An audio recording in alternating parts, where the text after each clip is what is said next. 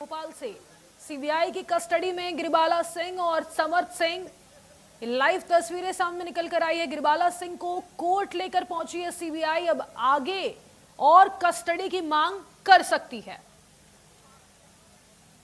आपको बता दें, गिरिबाला सिंह को कोर्ट लेकर पहुंच गई है। ये लाइव तस्वीरें हैं, इस वक्त भोपाल से सामने निकल कर आई है। समर्थ सिंह और गिरिबाला सिंह को आमने सामने बिठाकर पूछताछ की जाएगी और पता लगाया जाएगा कि आखिर ट्विशा ने आत्महत्या की थी या फिर हत्या की गई थी। तो लाइव तस्वीरें आप देखिए, गिरिबाला सिंह को लेकर कोर्ट पहुंच गई है।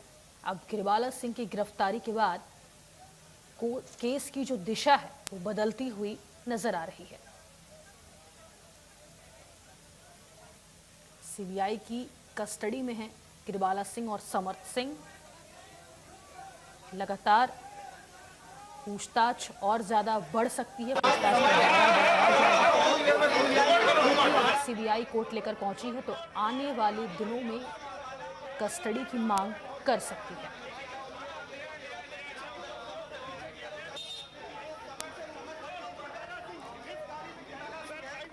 सीबीआई ने सास रिटायर्ड जज गिरिबाला सिंह को गिरफ्तार कर लिया है। सबूतों से छेड़छाड़ का उन पर आरोप था।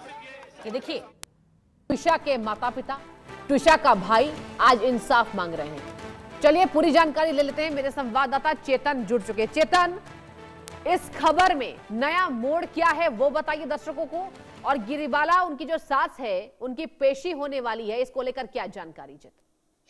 बिल्कुल, देखिए 7 दिन का समर्थ सिंह का रिमांड पूरा हो गया है और अब जो सीबीआई की टीम है गिरिबाला सिंह को और समर्थ सिंह को अलग अलग गाड़ियों में लेकर जेपी अस्पताल पहुंची थी, जहां पर उनका मेडिकल कराया और अब से कुछ ही देर में उनके लिए ले जाकर जो कोर्ट में पेश करेगी।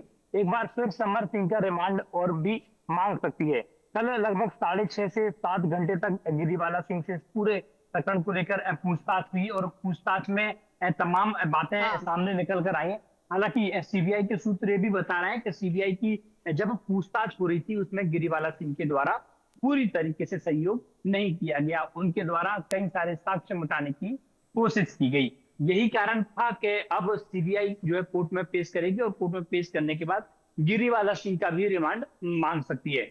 दोनों को अलग अलग गाड़ियों में ले जाया गया और दोनों आरोपियों से अलग अलग पूछताछ होगी। समर्थ सिंह से पूछताछ होगी कि आखिरकार पूरे घटनाक्रम में क्या रहा, और फिर गिरिबाला सिंह से पूछताछ होगी। फिर दोनों के बयानों को मिलाया जाएगा कि आखिरकार दोनों के बयान मैच हो रहे हैं या मिसमैच हो रहे हैं। उसके आधार पर आगे की कार्रवाई होगी, क्योंकि 7 घंटे तक जो कल गिरिबाला सिंह से पूछताछ हुई है और 7 दिनों से जो समर्थ सिंह से पूछताछ चल रही है, उन दोनों के बयानों में कुछ अलग अलग चीजें सीबीआई को मिली हैं। यही कारण था कि गिरफ्तारी इनकी की गई है और अब से कुछ देर बाद कोर्ट में पेश करके गिरिबाला सिंह का भी जो है सीबीआई रिमांड पर ले सकती है। इसके अलावा समर्थ सिंह को भी रिमांड पर एक बार फिर लेगी। दोनों को आमने सामने भी बिठाया जाएगा और उसके बाद आगे की पूछताछ होगी। पूरे घटनाक्रम में हम देखें कि 12 तारीख को जिस तरीके से ट्विशा शर्मा की मौत हुई थी, परिवार लगातार न्याय की गुहार लगा रहा था। 2 दिन बाद इस पूरे मामले में एफआईआर दर्ज हुई और एफआईआर के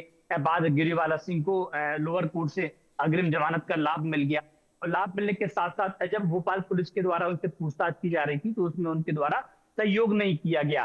यही कारण था कि भोपाल पुलिस की ओर से उन्हें नोटिस दिया गया कि आप पुलिस की जांच में सहयोग नहीं कर रहे, सहयोग करें। उसके बावजूद भी सहयोग नहीं किया गया। एसआईटी ने भी जब पूछताछ की तो उसमें भी सहयोग नहीं किया।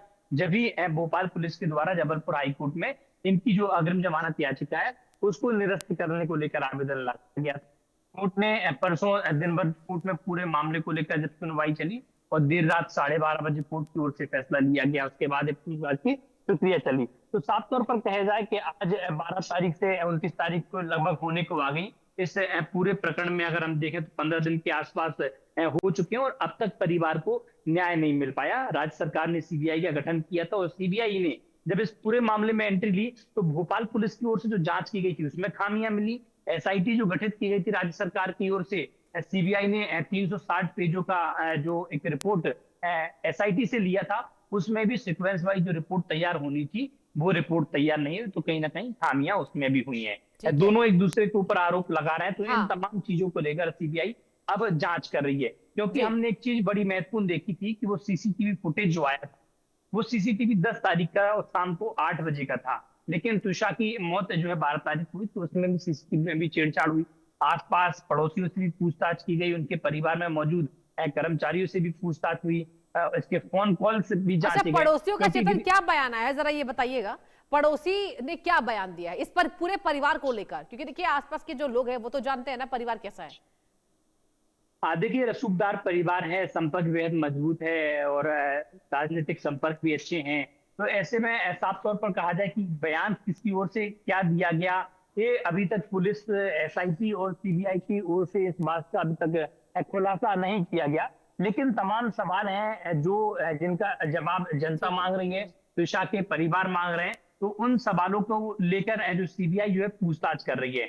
लेकिन दोनों के बयानों में एक बात कॉमन देखी गई, जो अभी तक जानकारी मिल रही है कि तुषार के पति समर सिंह से जो पूछताछ की गई और साथ गिरीवाला से पूछताछ की गई। तो 7 दिन को जो रिमांड पर लिया गया था समर सिंह ने, उसमें कुछ बयान जो है वो मिसमैच हुए हैं।